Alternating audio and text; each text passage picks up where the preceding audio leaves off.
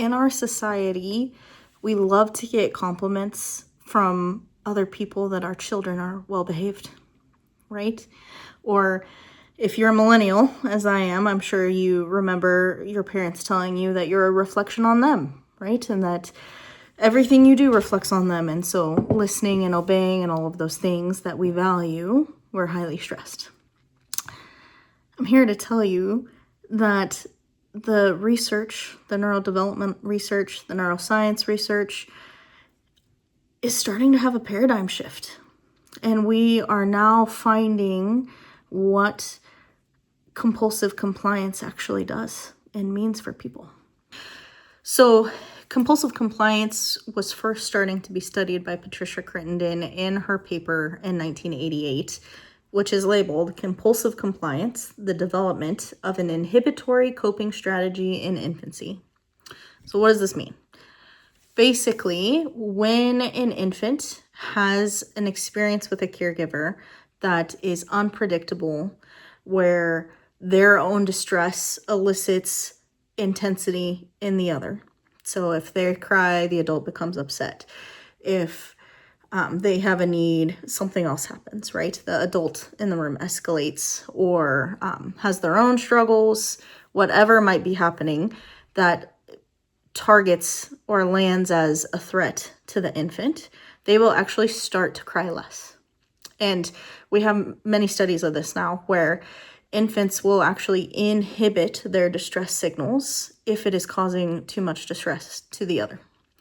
And so before we even have cognition, there is a learning of compliance, that I must dampen my voice, dampen my own needs, inhibit all of this for the safety in the relationship, to be able to stay close to this other person who I love and loves me and who has meant to keep me alive, right? This is survival based.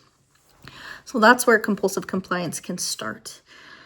But really, as children get older, developmentally, they are supposed to push back, right? Agency, or the ability to have choice and exert choice on the world and know that I can cause differences and cause an effect. This is all a really critical part of development. Being able to know that I am separate from you and I can tell you no, right?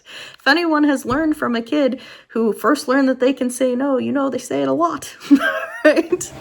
And this can be dysregulating for us as adults because it can land as opposition or defiance. Or maybe it even doesn't even land as that. Maybe you're just tired and they're like, can you please put on your shoes? I just want to go to the store. And so there's a whole variety of reasons why a child's agency might be activating for us. And if you're interested in learning more about what to do for yourself when you are activated, I have a video on emotion regulation that you can check out. But ultimately, we want children to go through this period of a developing voice. Now, what compulsive compliance does is it means that the child has learned over time that voice is not safe, that I can't actually have an authentic experience because it causes so much distress in the other, or it creates an unsafe environment. Maybe I have a caregiver who's unpredictable. Maybe I have a caregiver who has their own mental illness and then moves into, their own sadness or distress or shame when the kiddo is upset. Maybe I have a caregiver that's violent or, does substance use, or maybe just a caregiver who's tired and working really, really hard, right? All of these parents are doing the best they can with the strategies they've already developed throughout their lifetime. So when this happens, that kiddo will start to learn, I can't be authentic. I can't show how I really feel because this adult can't handle it. And so I need to shut it down, inhibit, push it down, and they will do what we call false positive affect. I'm going to turn it up. It's going to be great, right? When people ask them how they are, they're like, oh, I'm fine. Everything's good, right? This isn't genuine. And you can feel the difference, right? When you know someone is struggling, we've all had experiences with this. When someone is struggling and they have false positive affect, right? It feels discombobulating, right? Because it's what we call incongruent. Our nervous system is picking up on the fact that that's not true for them, right? They're telling me everything is great and something feels really off here. And we might not necessarily know what it is, but our nervous systems can pick up on that, which is why authenticity is such a regulator, especially for children. So they will inhibit their own experience, shut it down, and amplify this false positive affect so that the adult stays okay, right? If I can do this, I can maintain peace, can maintain harmony, and can keep everything stable and in a way predictable. And it gives a sense of control to that kiddo, right? Of, I can stay as safe as I possibly can in this. The hard thing about compulsive compliance is that it is so rewarded in our society. We love the children who listen the first time, who don't push back, who are gonna sit down and do their work, turn their work in early, right? Like, we love high achievers, high performers, people who aren't gonna rock the boat, right? Like, especially if I'm a teacher with 25 students in a classroom, or maybe I'm a parent with multiple kiddos, right? So when kids rock the boat, that is good. It should be happening, and it's a lot harder on us. It requires more of our own resourcing to be able to be with that, because what's happening is they're learning their voice matters, that they are their own human, and that they're powerful in that way, right? Because in reality, we can't really control other people. We think we can control kids, and then they become adults and we realize we actually never could, right? It came out at a different point. A kiddo will be compliant for so long, and you will see the outcomes of that in later adulthood and relationships, right? And the scary thing about this is the kiddos that are really extremely compliant are actually the ones that I am the most concerned about in my practice as an occupational therapist. If you don't have any voice, cannot elicit any boundaries, especially if someone is mean to you or rude to you or doesn't value what you're saying, right? All of these things that should have us kind of show up in a little more intensity.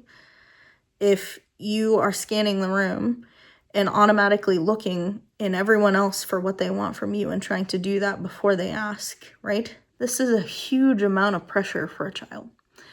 And it has a really heavy cost. The research we're finding is that the mental health outcomes for these kiddos are hard, right? Because their needs don't get met. And oftentimes people don't even know that they had needs until something goes really wrong, right? Where the wheels fall off or the bottom falls out, and suddenly everyone's like, oh my gosh, I didn't even know they were struggling, right? And this usually happens later on in adolescence and adulthood. Because the reality is you can't inhibit forever. You can only push stuff down for long enough before it's going to come back out. And there's a price to that, whether in our body with chronic illness or in relationships or even in our own mental health, right? So compulsive compliance and what looks like really good behavior is not always the best thing. The other thing that happens is that when kids learn to inhibit their own experience, to sacrifice their own authenticity for the sake of the relationship and safety, it becomes really difficult to tolerate any other challenging emotions, right? So if I'm not getting opportunities to practice what it looks like to feel afraid, or to be truly angry when someone crosses a boundary, because that is reasonable and expected. Or if it's something like sadness or grief, right? If they're not having experiences of being held in this and knowing that there's a safe relationship to return to, that there's someone that can sit with them in these feelings and that they're not gonna overtake the room, right? That their feelings are not dangerous and neither are their parents, right? We learn this by being with it. And if I am compulsively compliant, I'm preaching to the choir here, believe it or not, then I inhibit those things. And then it becomes increasingly difficult to I'm very distracted by my husband weed eating right outside the window. This is poor timing. But I become increasingly distressed by the distress in myself and others, right? So in my first video, we talked about emotional regulation as capacity to sit with difficult things. If I never have that opportunity, I don't learn it, right? And this is why our own regulation and our own ability to resource ourselves is so important as adults. Because I need to be able to sit with the discomfort that's happening in me so that I can be present for you when this is happening.